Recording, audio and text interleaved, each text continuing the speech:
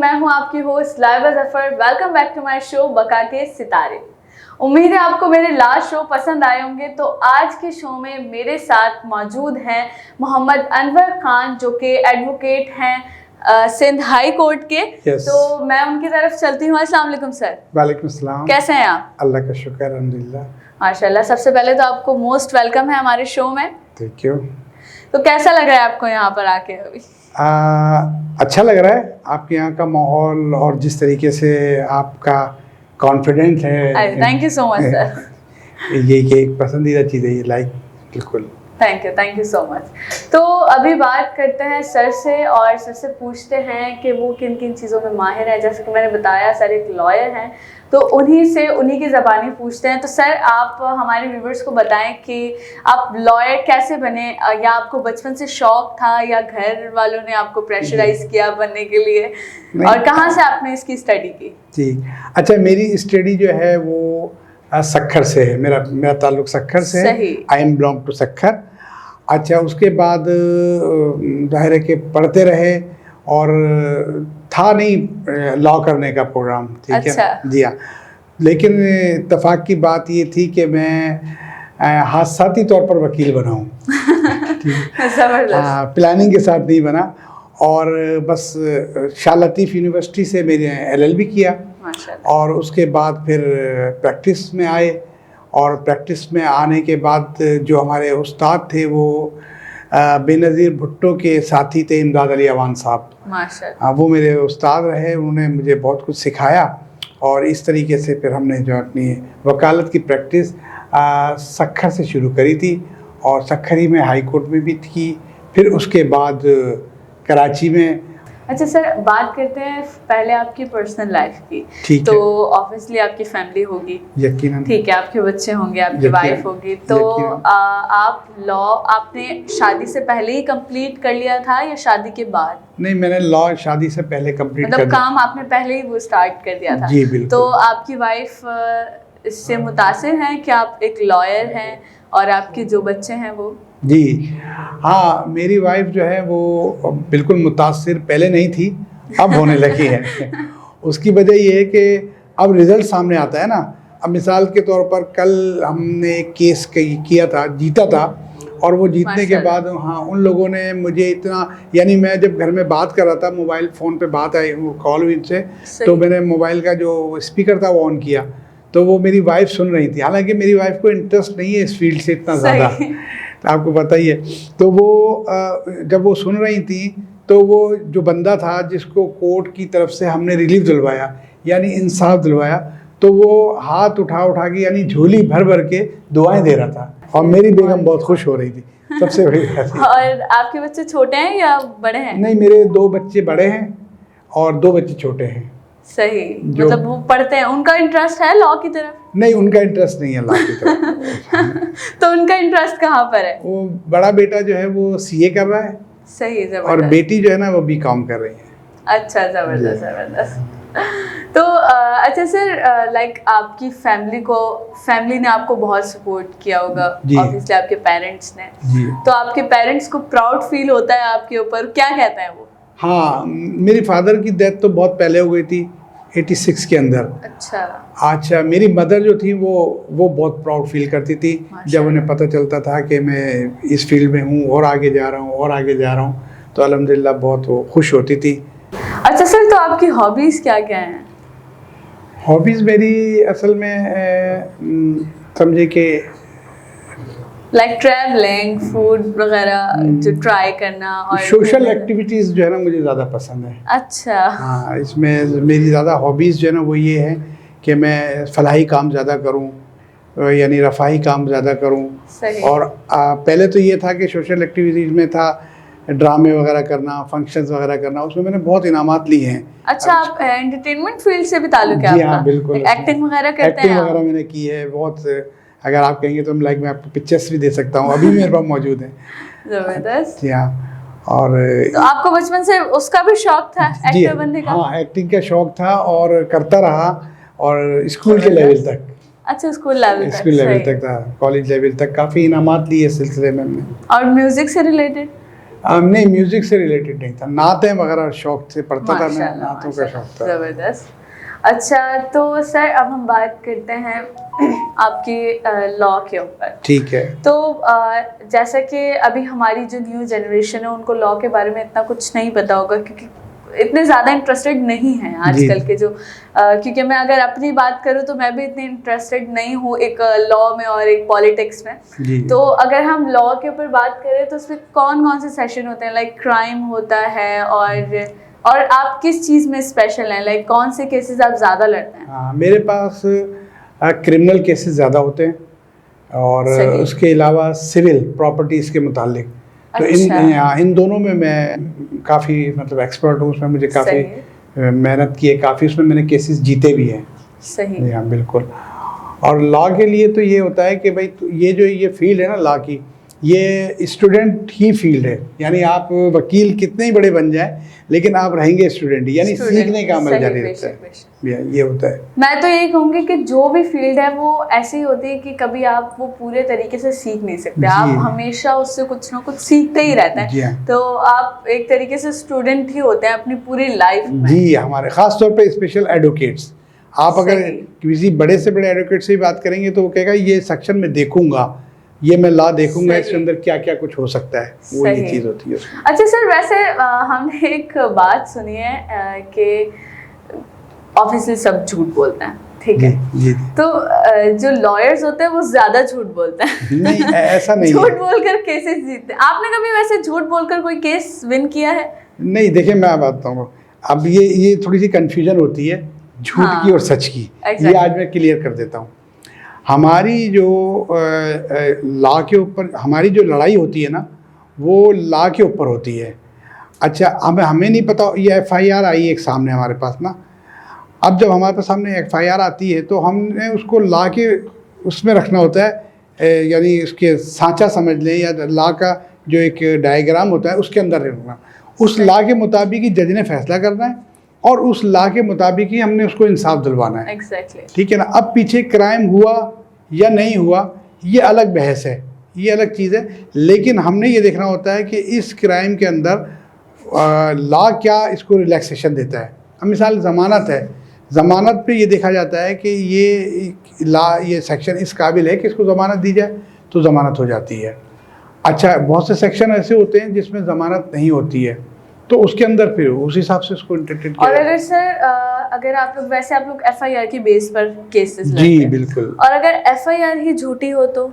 हाँ, ये बात होती है कि अगर FIR झूठी हो तो फिर वो इन्वेस्टिगेशन में जाती है और इन्वेस्टिगेशन उसको क्लियर कर देती है कि भाई ये सारी चीज़ें गलत हैं। लाइक अगर कोई भी FIR आती है तो सबसे पहले उसकी इन्वेस्टिगेशन होती है। हाँ जी, उसके बाद फिर उस पर केस होता है। जी हाँ, FIR अगर आ जाती है कोई तो उस FIR के अंदर जो है सबसे पहले तो ये देखा था सेक्शन कौन से लगाए, फिर उसी सेक्शन की बुनियाद पर उसकी ज़मानत कराई जाती है।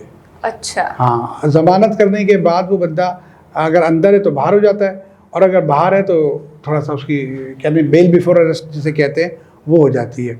जब बेल बिफोर अरेस्ट हो जाती है तो उसके बाद फिर वो पेश होता है, फिर वो बाउंड है कि वो थाने जाए और अपनी इंक्वायरी कंडक्ट कराए, जो भी चीज़ें उसके ऊपर, हाँ, इन्वेस्टिगेशन कराए। इन्वेस्टिगेशन में IO जो होता है पुलिस ऑफिसर, उसकी ये जिम्मेदारी होती है कि इसको साफ शफाफ इन्वेस्टिगेट करे कि आया ये वाक़या हुआ या नहीं हुआ।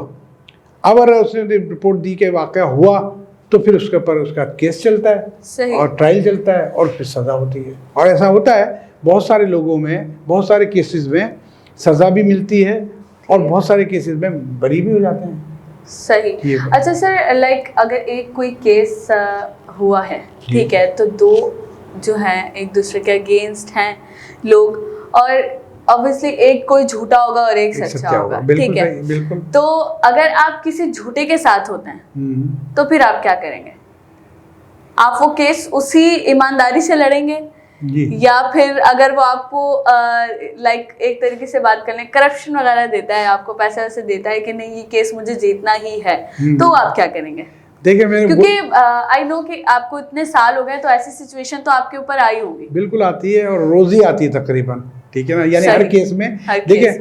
हर केस में एक नई चीज़ सामने आती है। सही। केस ऐसा नहीं है कि जो चलता हुआ है बस वही चलता है, बल्कि हर केस के अंदर एक नई चीज़ आती है और नई आपको मालूमात मिलती है, नई आपको यानी कैसे एक किस्म के क्या कहते हैं इंफॉर्मेशन आती है। सही। उसी इंफॉर्मेशन के तहत हम उसको अपनी किताबों में देखते हैं, और जो हमारी किताबों में यानी लॉ की बुक्स के अंदर होता है कि इस सेक्शन में क्या क्या रिलैक्सेशन हो सकती है। देखिए मैं आपको आसान सी बात समझाऊं कि हम कोई भी जुर्म होता है, हम उस जुर्म को देखते हुए लॉ से देखते हैं, उस जुर्म के अंदर लॉ को देखते हुए जो जिससे हम जिसके वकील होते हैं उसके साथ सच्चाई के साथ काम करते हैं, अपनी मेहनत करते हैं, और उस लॉ के मुताबिक जितनी उसको रिलैक्सेशन देनी होती है, जितनी उसको जो मिलती है यानी कहते हैं उसको यानी सहूलत समझ लें, वो हम उसको प्रोवाइड करवाते हैं एज़ पर लॉ, कानून के मुताबिक, और जज इस बात पर बाउंड होते हैं कि वो लॉ के मुताबिक फैसला करें। अच्छा सर, आपने काफ़ी सारे केसेस अब तक लड़े हैं, कोई ऐसे केसेस हैं जो आपको अभी तक याद हो, बहुत यादगार केसेस हो जो आप शेयर करना चाहें हमारे साथ? जी बिल्कुल, मैं आपसे 2 केस, पहले एक केस मैं आपको डिस्कस करता हूँ, आपसे शेयर करता हूँ। एक मर्डर केस था कि खाला खालू थे एक शख्स के, जिन्होंने उसको बचपन से पाला था और पाल पोस के उनको बड़ा किया।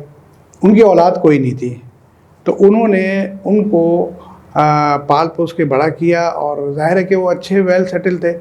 तो उन्होंने उस लड़के के अंदर जो दुबई में उनका वो जो बच्चा था, दुबई आता जाता रहता था, सही। उसने अपने दोस्त के साथ मिल के, पता नहीं वल्लाह आलम नशे की हालत में ये क्या था, बारह जो भी था, उसने उसमें लालच के अंदर आकर उनके पैसे की वजह से क्या किया, उनका अपने दोस्त के साथ मिलकर मर्डर कर दिया। खाला खालू का अपने, जिन्होंने उसको पाला था, ठीक है। अब उसके बाद वही लड़का वो मेरे पास आया, उसमें पुलिस ने उनकी फैमिली को उठाया था, ठीक है। अच्छा, खाला खालू सगे थे, तो उनके भाइयों ने एक FIR दाखिल कराई, और जिसमें उनको पूरी फैमिली को नाम लिया, उसकी वालदा का। तो उसकी वालदा को इन्वेस्टिगेशन वाले जब लेके गए, तो वो लड़का मेरे पास आया और मुझे कहने लगा कि मेरी वालदा की ज़मानत कराएं 100 नो के केस के अंदर। 100 नो कैसे? अबेटमेंट यानी जुर्म के मुआवनत करना, कि भाई इनके कहने पे कत्ल किया है, मिसाल पे, जिसमें ये एक 109 सेक्शन ऐसा है कि जिसमें आज तक किसी को सज़ा नहीं हुई, सज़ाए मौत, सिर्फ भुट्टो साहब को इस सेक्शन के तहत सज़ा हुई है। जी, तो ये अब अबेटमेंट का केस कहलाता है सेक्शन, और इसमें ये होता है कि जी जैसे मिसाल उन्होंने कहा लाइबा ने कि इनको कत्ल कर दो, तो अब कत्ल तो किसी और ने किया मिसाल के तौर पर, लेकिन लाइबा को कहने की वजह से, तो ये एक इसमें सिर्फ पाकिस्तान की हिस्ट्री में एक ही शख्स को सज़ा मिली है, और उसे वज़ीर आज़म भुट्टो, जुल्फ़िकार अली भुट्टो साहब। वही सेक्शन उनकी वालदा के ऊपर लगा हुआ था। बहरहाल मैंने वो लड़का मेरे साथ था, ये वो काम करके आ चुका था, मर्डर करके आ चुका था, हमें नहीं पता था ये कर आया, लेकिन वो मेरे साथ घूम रहा था कोर्टों में, और अपनी वालदा की ज़मानत करके।